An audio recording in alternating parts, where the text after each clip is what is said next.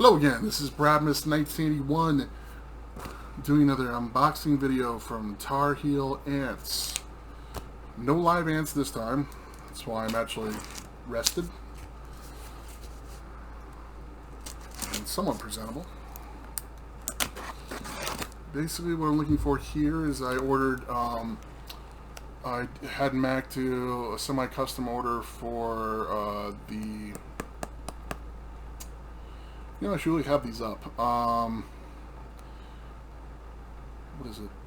Not the Lair. Hold on. Sorry, everyone. I should have had this stuff up, right? But it won't take me long to find it. Yeah, they're Lair. Yeah, shouldn't second guess myself. So I had them do a semi-custom Lair, Tar Heel Ants Lair Formicarium. Because I plan to, hopefully this year, when nuptials flights start taking place in the state of Arizona, other states, but for the honeypot ants. So the Lair, my understanding, is specifically designed for honeypots, although I'm sure Mack said you could use it for other ant species, of course. And then I also ordered two of his, I guess you could pre-made, another small mini Hearth, and a Fallen Fortress, I believe. Yeah, and I got those because mainly for a backup, and also just to have. Yeah, I like having backups. I like having, right now I only have one extra Formicarium for the 4 colonies that I have. So, and yes, I need to do an update video on those colonies, and I should be doing them pretty soon. So anyway, let's do the unboxing. Oh yeah, peanut time. The famous peanut. Oh, let's let Mack do this in. What is this? I think this is the golden. I asked Mack to throw this in. I like to keep extra substrate on every type of color or substrate that I have on my Formicarium. So this looks like it's the golden type color of the vermiculite. That's what it looks like. So put that over here. Got my bag here for popcorn this time.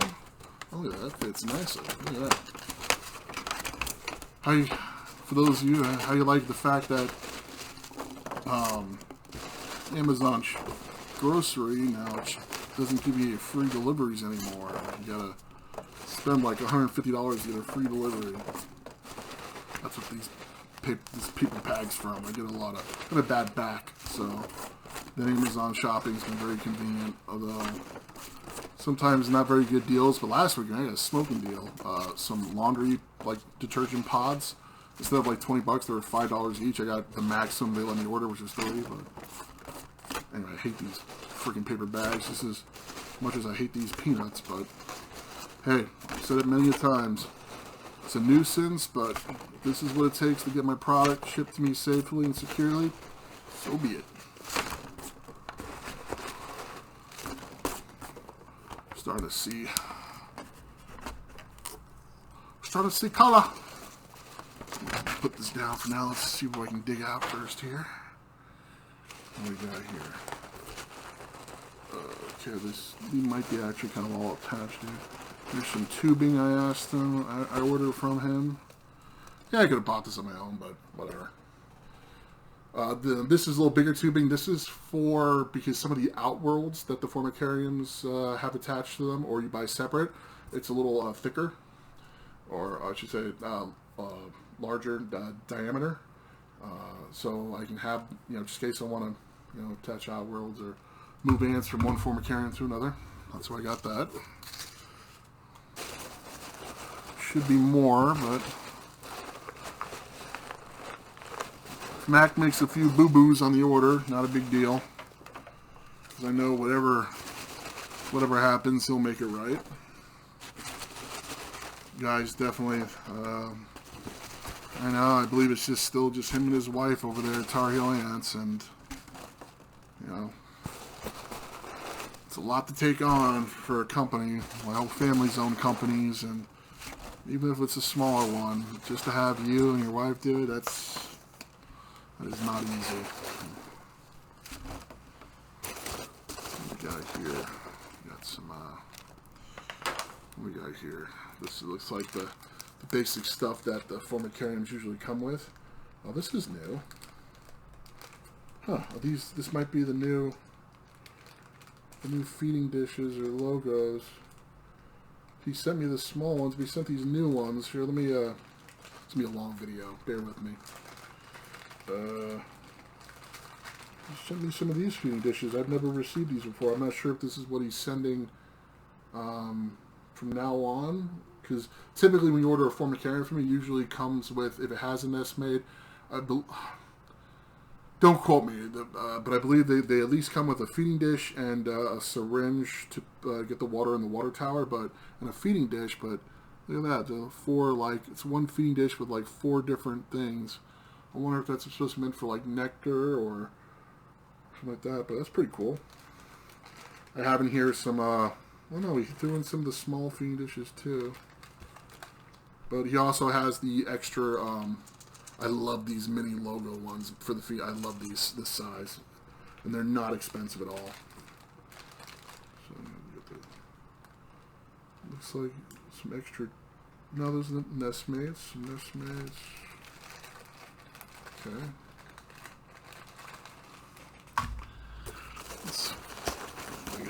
Here's the smaller tubing, because most of the size tubing for the Formicariums are this size. It's like, I'm not even gonna say what it is. You can go on his website and look it up. But so I wanted both for the larger for the Outworlds and then the small, because like for instance, when I took my 2 mini Hearths, well, my mini Hearth and my XXL mini Hearth together, you can do it just by the magnets. But I also put the 2 in between, just because I could, and makes me feel better. Guess you could say it's a little more secure. Oh, come on. Oh, this is gonna be just so much fun unwrapping. And I'm being sarcastic as heck. Alright, well, should be it. Man, just go, damn it. Okay, I don't want to touch the camera. I've already filmed too much, but so here's the mini Hearth. One of these is going to be the Fallen Fortress, and one's going to be the Lair. Now, the Lair, you have the option of getting the Outworld attached to the nest, or you can have it separate, or you can, I believe there's even an option to have a no Outworld at all. I had it attached. I prefer it attached. My cheapo Spyderco knife cut this.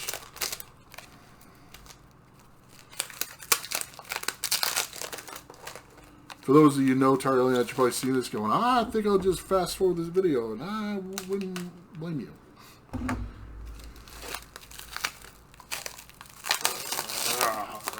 Alright, let's put the... Now, all these should have museum glass. The only time I didn't opt for museum glass is...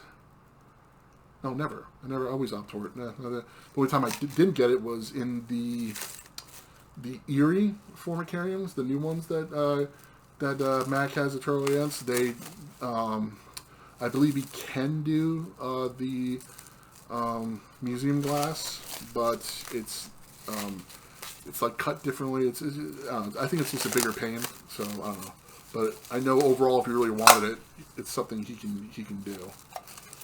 At least that's my understanding. All right, here's my new little new mini Hearth.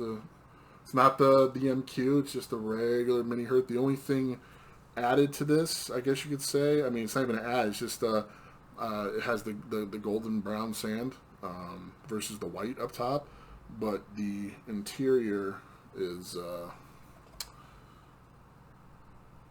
just a regular. So yeah, like it a lot. Alright, now I know you guys can't see, but I got some dark plates that I ordered. I like having them. Some of my Formicarium don't use them anymore, but I just like having them. I like having a dark plate for each one of my my Formicarium.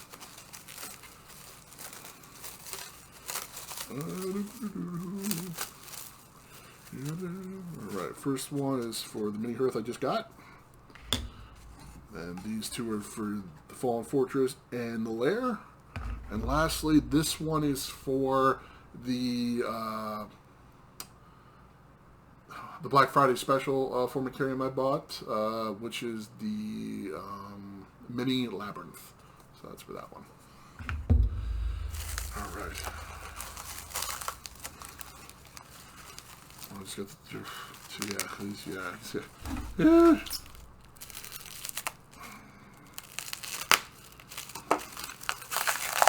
On video.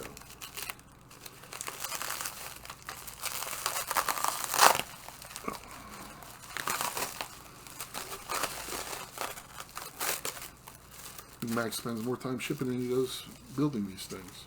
Oh.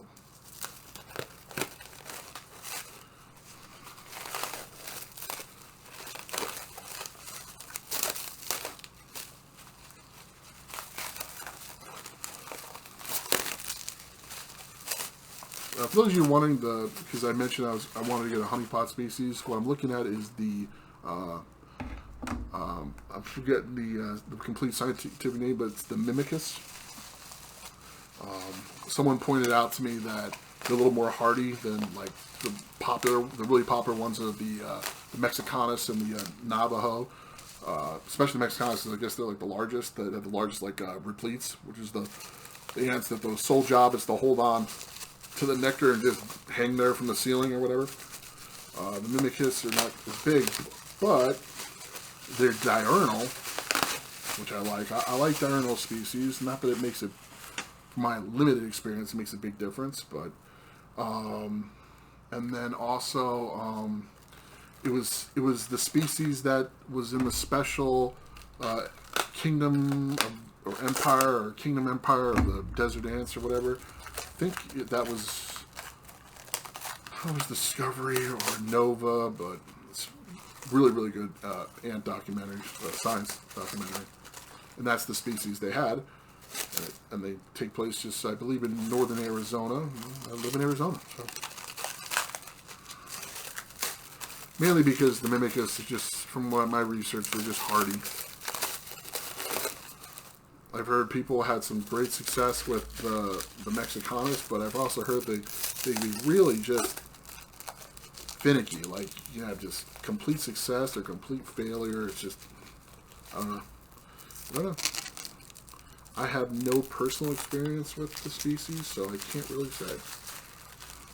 So this one with the Lair, this is the one that's, I say semi-custom because it's not like it's like custom dimensions and that. It's just custom options. I'll go over that in just a second. I'm just being careful with the I don't want to lose any of the magnets, because on some of this when we're carrying, the magnets are not glued, or they're glued very lightly, and for good reason. All right. Okay.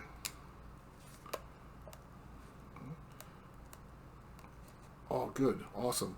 So, I don't know if Mack did this on purpose or not, but I asked him in the past, I had asked him if it's possible if I could remove this plate, because I use under the tank heaters in my setups, so the heat would just less transfer of heat. So on this one looks a little loose. Which if he did it on purpose or accident, I don't care. It's I'm happy about it nonetheless. But so custom features on this is I picked the museum glass, terracotta color. And then for the Outworld, this is the MQ box, which is like a better quality of plastic. It's supposed to be a little more scratch resistant than traditional kind. And then inside the Formicarium is the golden colored vermiculite that he uses in there, that I have him use. And then in the out one, he did the brown sand, which I asked for, and that's the Canyon. Looks really, really good. Actually, this Canyon came out really good. Better than my other one, Mack. No, I'm just kidding. Each one is very unique, but I like how it like concaves more than my other one. So it's actually got like more ground level versus the other one that like came out more. But get a better look at that. I'm sorry about the glare. Yeah, can you see it? When I do it, the update video on the ants, I'll use my phone and get a better close up. And then there's the nest. Now these layers come with 2 water towers. From my understanding, that's because the honey pots require a higher humidity level. So, but yeah, that's good. I love these products, but man, I wish, and Mac, I can't come up with a way, so I don't know if anyone else has, but I just wish there was a way it'd be easier to measure how much water in these water towers. Because I'm like constantly like, okay, good, okay, I don't want to overdo it. Like I'm constantly like making, I don't want to overdo it because sometimes it can be hard to see where the water levels are at. So anyway, so that's that one. This last one should be just a regular fortress. Don't worry, we're getting to the end. I appreciate those that have stuck around for the entire video. What are we at now for the time? I can't see it. Oh well. Oh, 16 minutes. That's not too bad.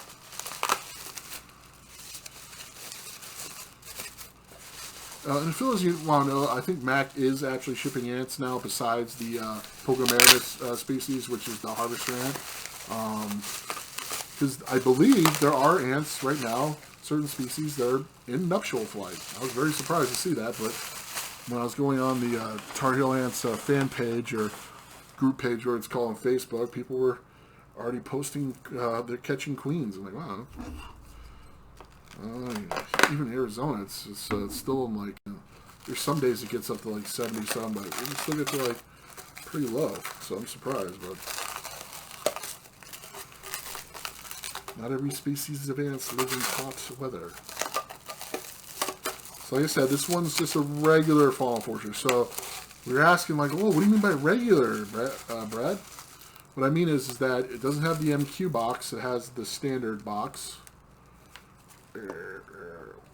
Which are, until you put, what I did on my last box like this, I put a little a fluon in the, like around the edges inside, and now it's coming off and on very easily. And once you do it enough, it'll start to, like, it'll kind of expand a little bit and become easier. So don't let watching me have a hard time get the lid off like discourage you. It's not a big deal, and it gets better. Same colors. One of the reasons I ordered these because I saw them, like, oh, let me go grab them before someone else buys them, because the terracotta color. It's funny. It's not my favorite color, but it's what I started with. And then so I was like, I think all of my Formicariums are the terracotta, except for the Erie, which really doesn't have a color, and then that's mini labyrinth that I got on the Black Friday. That doesn't that's bone, the bone color, which I believe the bone is the exact color of the traditional white substrate. So, all right, so that's funny. Let's see. So it doesn't have the crazy canyon design, just the basic, just flat surface, boop, right out there. Got a rock and a plant, museum glass, but see, unlike the one I just showed, it only has the one water tower right here. So now this is weird. I don't know how Mack does it, but the water towers are, I don't know if it's just how he lays it out or how he does multiples, but some have the water tower here, some have it over here, some have the nestmate hole here, some have it here, some have it here, some have it here. I don't know how he decides that, but yeah, it's nice. Simplicity, but yet very nice. So, well, that was actually very enjoyable. It looks like Mack got 100% on this order. Awesome. Very happy.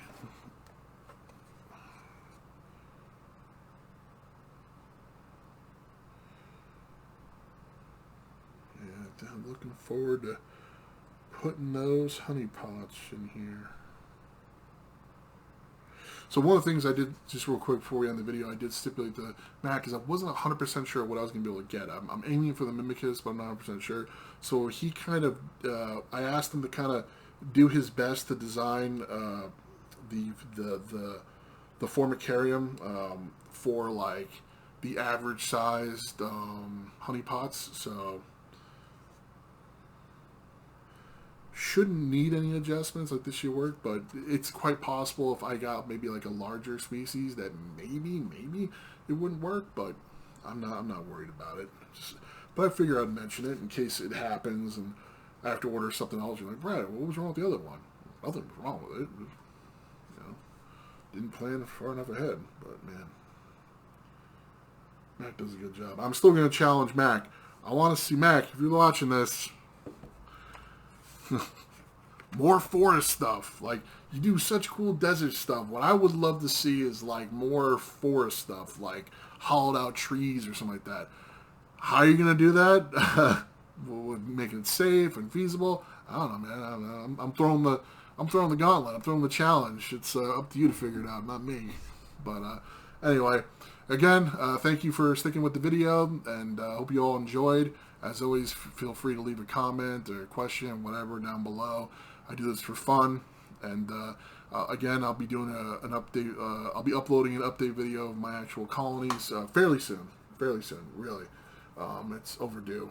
And then, oh yeah, in case you want to know how things are going, my, I just said their name, Pogomermix, Barbados, are doing awesome. They're doing great. They got really nice growth right now. So I'm really happy about that. And I contribute to that, I'm using the heat cable now, without a temperature control on it. I'll show you when I do the update.